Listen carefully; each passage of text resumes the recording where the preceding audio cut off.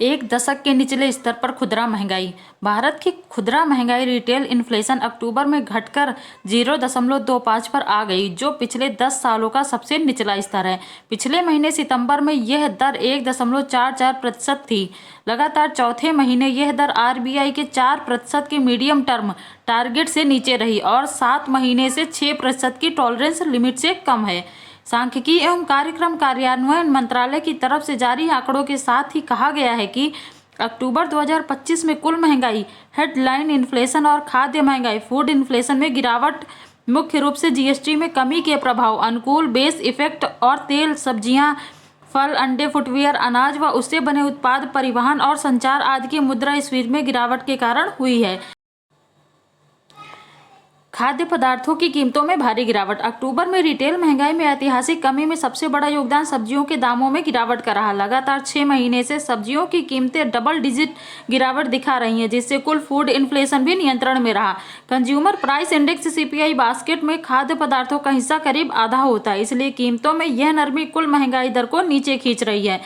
GST कटौती और खपत पैटर्न में बदलाव। कुछ अर्थशास्त्रियों का मानना है कि सितंबर के अंत में लागू हुई जीएसटी दरों में कटौती ने भी कीमतों पर असर डाला है। वहीं हाउस होल्ड कंजम्पशन एक्सपेंडिचर सर्वे 2023-24 में सामने आया कि भारतीय परिवारों के बजट में खाने पीने की चीजों की हिस्सेदारी कम हुई है, यानी उपभोग पैटर्न में बदलाव देखने को मिल रहा है। आरबीआई का रुख और आगे की संभावना। आरबीआई की मॉनेटरी पॉलिसी कमेटी एमपीसी ने पिछले महीने यह संकेत दिया था कि महंगाई में नरमी ब्याज दरों में कटौती के लिए जगह बना रहा है। हालांकि फिलहाल आरबीआई ने दरों को यथावत रखा है। सेंट्रल बैंक ने 5 ईयर 26 के लिए हेडलाइन इन्फ्लेशन 2.6% का अनुमान लगाया है, जो अगस्त के 3.1% के पूर्वानुमान से काफी कम है। ऐसे में ब्याज दर में कटौती की उम्मीद काफी बढ़ गई है। एमपीसी के बाद आरबीआई गवर्नर संजय मल्होत्रा ने कहा कि खाद्य कीमतों में तेज गिरावट और जीएसटी दरों के रेशनलाइजेशन से मुद्रास्फीति का परिदृश्य और अनुकूल हुआ है।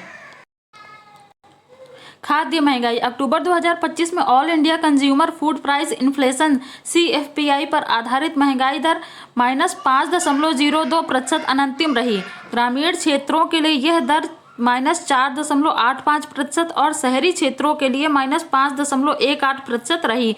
सितंबर 2025 की तुलना में अक्टूबर में खाद्य मुद्रास्फीति में 269 बेसिस पॉइंट की गिरावट दर्ज हुई। अक्टूबर का यह स्तर भी वर्तमान सीपीआई सीरीज में सबसे निचला फूड इन्फ्लेशन है।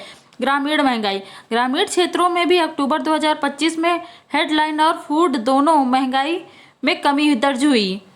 अक्टूबर में ग्रामीण महंगाई -0.25% अनंतिम रही, जबकि सितंबर में यह -1.07% थी। ग्रामीण सीएफपीआई आधारित फूड इन्फ्लेशन अक्टूबर में -4.85% अनंतिम रहा, जो सितंबर के -2.22% से कम है। शहरी महंगाई। शहरी क्षेत्रों में हेडलाइन इन्फ्लेशन सितंबर के 1.83% से घटकर अक्टूबर में 0.88% अनंतिम पर आ गया। फूड इन्फ्लेशन में भी गिरावट देखी गई, जबकि सितंबर के -2.47% से घटकर अक्टूबर में -5.18% अनंतिम पर पहुंच गया। Housing inflation. अक्टूबर 2025 में हाउसिंग इन्फ्लेशन रेट 2.96% अनंतिम रही, जबकि सितंबर में यह 2.98% थी। यह सूचकांक केवल शहरी क्षेत्रों के लिए तैयार किया जाता है। शिक्षा महंगाई। अक्टूबर 2025 में शिक्षा क्षेत्र की महंगाई दर 3.44% अनंतिम रही, जो सितंबर में 3.49% थी। यह आंकड़ा ग्रामीण और शहरी दोनों क्षेत्रों का सम्मिलित कंबाइंड औसत है। स्वास्थ्य महंगाई। अक्टूबर 2025 में स्वास्थ्य क्षेत्र की महंगाई दर 3.86% अनंतिम रही, जो सितंबर के 4.39% से कम है। यह भी ग्रामीण और शहरी दोनों क्षेत्रों के लिए सम्मिलित दर है। ट्रांसपोर्ट और कम्युनिकेशन। अक्टूबर 2025 में परिवहन और संचार क्षेत्र की मुद्रास्फीति दर 0.94% अनंतिम रही, जो सितंबर के 1.82% से घटकर आई है। यह दर ग्रामीण और शहरी दोनों क्षेत्रों के सम्मिलित आंकड़ों पर आधारित है। ईंधन और बिजली।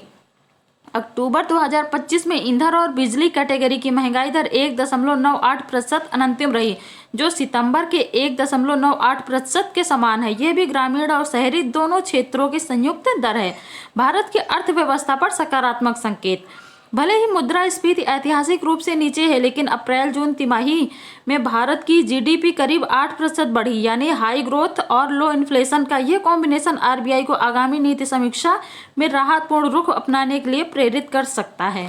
धन्यवाद। Thank you.